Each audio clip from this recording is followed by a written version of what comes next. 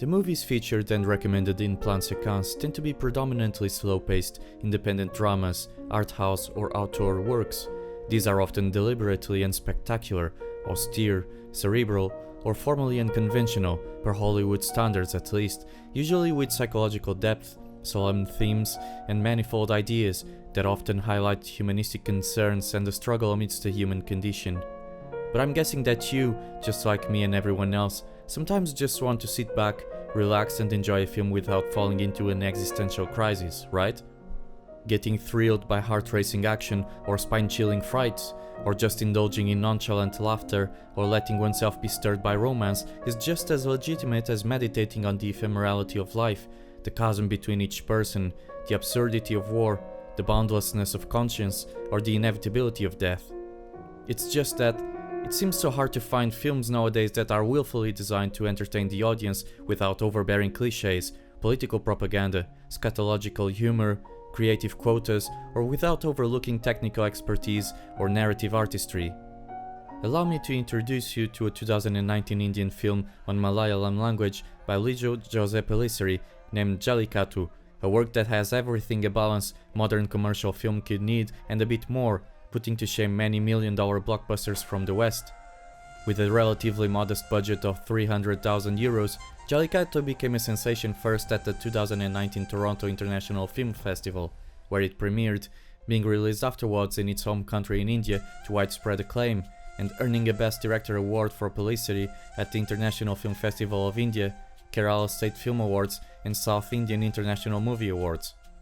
Its plot is singular and unlikely to find any similarity or possible adaptability elsewhere in the world, which by itself already makes the film rather riveting.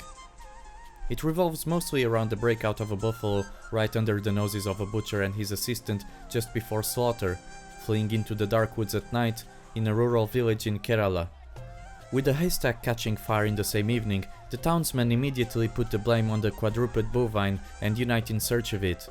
However, in the following day, their efforts are thwarted time and time again, as although they attempt to contain and capture the animal on several occasions, it always manages to find an escape route or to release itself from the bindings imposed on him, wreaking much havoc along the way, leaving plantations and businesses in disarray, as well as many injured people naturally.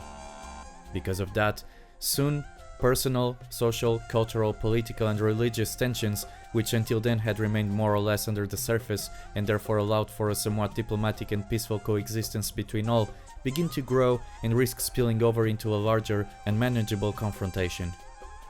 As you may already guess by now, Jallikattu is substantially different from the Bollywood productions that many people typically associate with cinematic exports from India.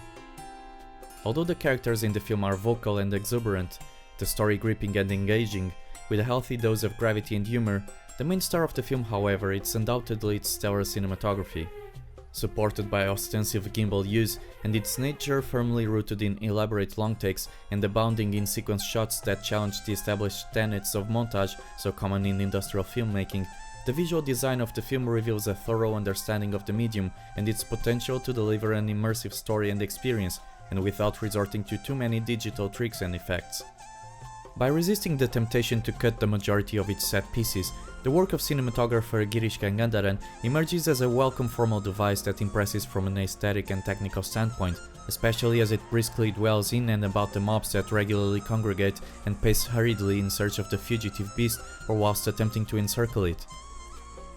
Whether within the walls of wealthy mansions or humble townshops, either across the village streets and roads, or through the thick forest greenery that surrounds it, the electrifying mobile camera acquires an enveloping quality that succeeds in seductively drawing its audience into its world. But even when the camera comes to a standstill in less hectic moments, the nature of the shot remains thoughtful and mindful of general aesthetics such as framing, depth, color, light, formal balance and proportion, occasionally delivering authentically inventive images, establishing its director of photography as no average videographer, but indeed as a well-cultured visual artist in fact. The fast-paced action, which is largely anchored in the stunningly framed and choreographed long takes and sequence shots, although every now and then relying also in energetic editing, together with the sprightly and at times hilarious interactions, quips and dialogues, which reflect the vibrant and boisterous social dynamics of rural India, support a mirthful plot that is not without a subtle but acute social political commentary, exploring injustice and resentment between castes and societal layers, amidst professions and families, featuring clashes inspired by civic and religious duties, exposing the differences and similarities between human and animal nature, and between country and the city, as well as exposing the power struggles feeding the rift between community and government, and showcasing also personal roots of antagonism such as lust and desire for fame, feelings of revenge and redemption, vainglory and selfishness, traits undeniably conducive to unbridled discontent and ultimately social strife, refuting in both whimsical and sorrowful ways the idea that humanity has grown far above and beyond our primate and very crude ancestors, as the film demonstrates in its epilogue. One would hardly be compelled to describe Jallikattu as a masterpiece to the likes of works by, say, Satyajit Ray, Adur Gopalakrishnan, Ritvik Kathak, Manikol,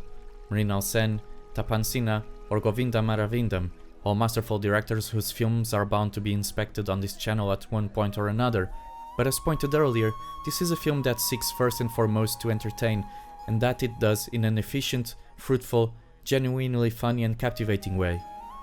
While it can get a bit silly closer towards the end, as the four-legged protagonist acquires almost supernatural powers and the movie inserts a rather ludicrous fight scene between two of the main actors, the fact that it does not rely on basic character tropes or stereotypes, or in a dualistic view of the world with clear-cut good and evil figures, and it does not enforce badly disguised ideological agendas or demographic quotas, nor does it depict graphic violence or sexual debasement, not to mention the fact that dancing sequences are thankfully absent. All of that turns the film into a surprisingly pleasant and light-hearted viewing experience that can prove highly commendable in between gloomy and more ponderous cinematic experiences. Give it a chance, you will not be disappointed. I'd like to thank the channel subscribers and especially those that support Plan-Séquence over on Patreon. Your trust and dedication are sincerely appreciated, and I hope my exclusive content made especially for you has been to your liking. To Abner Valenzuela, Batastus and Tobias Heiss, I express my sincerest gratitude. To everyone, make sure to check my Instagram page. I've been putting content there like my favorite shots from films I'm watching and which don't have videos on the channel yet, as well as taking pictures of book acquisitions and writing small book reviews amongst other stuff. Well, that will be all for now. I thank you for listening and I will see you in the next video.